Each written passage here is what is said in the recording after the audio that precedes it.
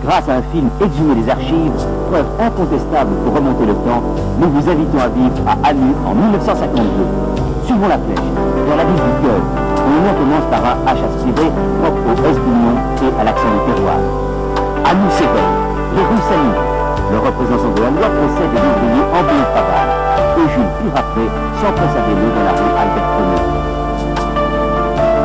Le livreur de la firme Mours vient achalander le magasin en Pontequet. Les ouvrières de la capsulerie prennent le chemin de l'usine et, très ponctuel, l'employé des contributions attend l'ouverture des bureaux. Rue Joseph Waters, Madame Ezecom a le souci de propreté traditionnelle.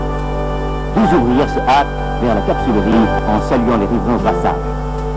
Monsieur Laurent patiente avec philosophie devant l'atelier de décoration de la saboterie amutoise. Le boucher Léon Deleuze donne galamment pas de conduite à sa charmante cliente. Notre athlète Joseph Ramakers sort de la place Martin pour s'engager dans la rue Lambert-Motard où les sœurs Toffard forment un comité d'accueil. À l'heure de midi, les écoliers rentrent à la maison en empruntant la rue Ernest Malvaux.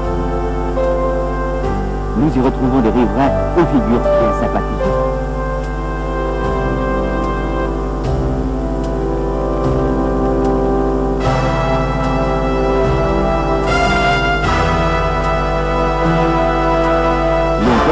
Semble très occupé avec les 3 enfants Leclerc sur sa monture à 2 roues.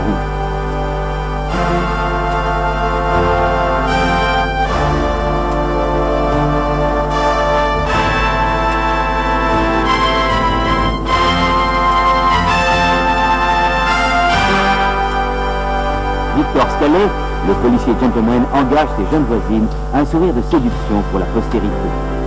Son fils assiste au spectacle avec un regard interrogateur. Sur la grande place de Ramy, le boulanger de Wassège sort de son camion de grande tarte et fait appel aux bonnes volontés pour l'aider à servir le quartier de la Générale. Nous sommes ici au stoppage national créé par Colin et Lortouard.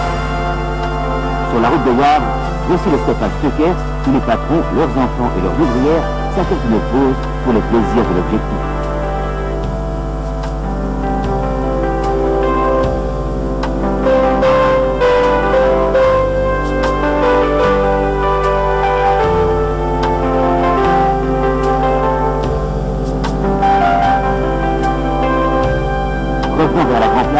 Nous retrouvons le grand humoriste Jules Prudhomme, dit Fanfan, et sa jeune épouse Gisèle Dessart. Voici Monsieur Stas, toujours fringant et sémillant, qui fait un clin d'œil à la caméra. Si l'œil amusé de René Descendre à la fenêtre des élégants. Madame Prudhomme est allée aider son fiston au café de la Bourse. Toujours calme et fataliste, Émile Royer imagine sans aucun doute une bonne blague à raconter.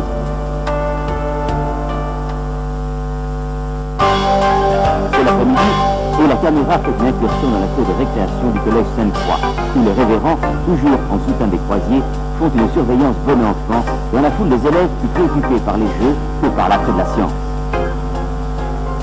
C'est l'époque de la belle adolescence, et chacun y va de son petit numéro. Le hasard veut qu'on voit en compagnie les 2 frères croisiers desservant la chapelle des sœurs Clarisse.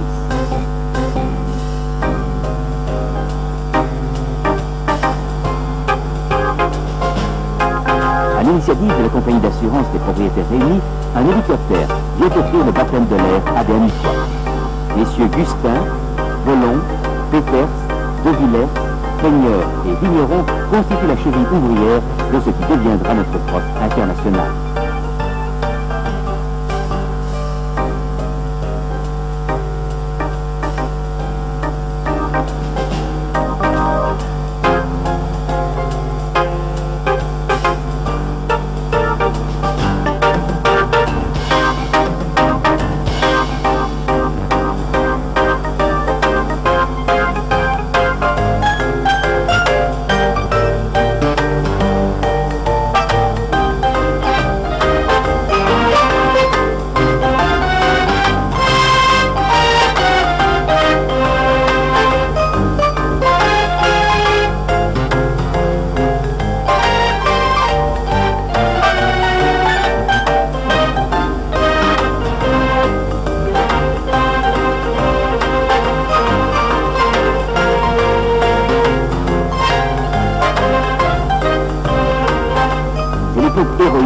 le tout se limite à un rinçage à la gauloise, où le striptease est une offense aux bonnes mœurs.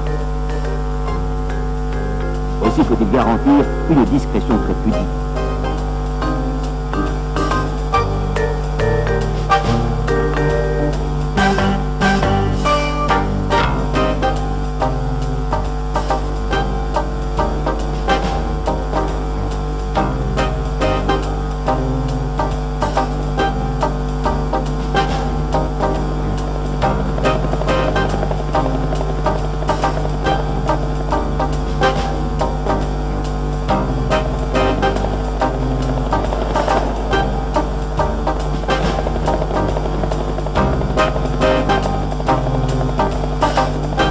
Le prédévoué Georges Pirotte, secrétaire du football, délègue les honneurs du club à Marcel Van Hoven. Celui-ci reçoit un bon du directeur de la compagnie d'assurance pour un athlète blessé. À l'initiative de notre agent à Warren, M. Momet, qui a également un grand volume d'affaires à Anu, le personnel navigant et le personnel cinéaste de la compagnie, les propriétaires réunis, qui soignent sa propagande éducative, a décidé de faire vis-à-vis de vous autres un geste concernant l'œuvre éminemment bienfaisante vis-à-vis de notre collègue blessé. Nous vous offrons ceci et nous espérons que ça lui sera agréable. Je vous remercie, monsieur, et au nom du football club Tranitois, je remercie les propriétaires réunis qui ont bien voulu organiser cette petite séance en l'honneur du football club Tranitois et spécialement pour le camarade blessé. Ça va très bien. Merci beaucoup. Ça va vous en monsieur. Merci.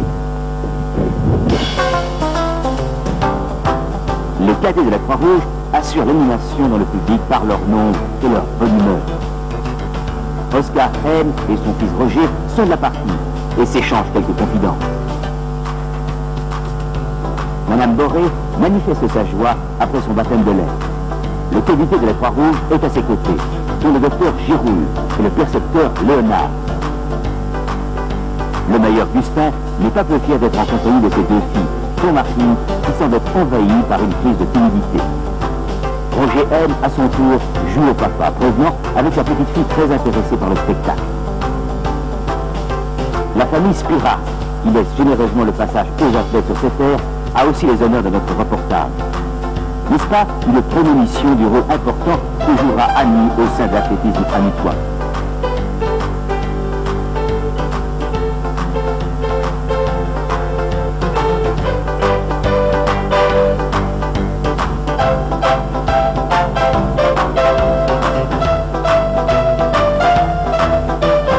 Charles Salle fait la lutte à l'objectif. Arthur Amante fait le rôle du clown de service. C'est le moment de passer en revue les figures sympathiques de la route de Tirlemont. La famille Mours et l'architecte Borgers sont les spectateurs privilégiés du cross inter-école.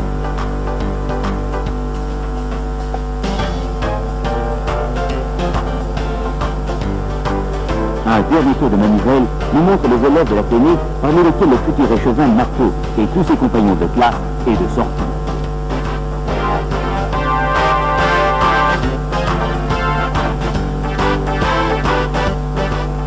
Il est attendrissant de revoir des figures de légende, telles celles du papa Rousseau, du papa Ronson, des humoristes Zazet et Leblon, ainsi que la fierté des papas Pato et Bol en présence de leur garçonnet.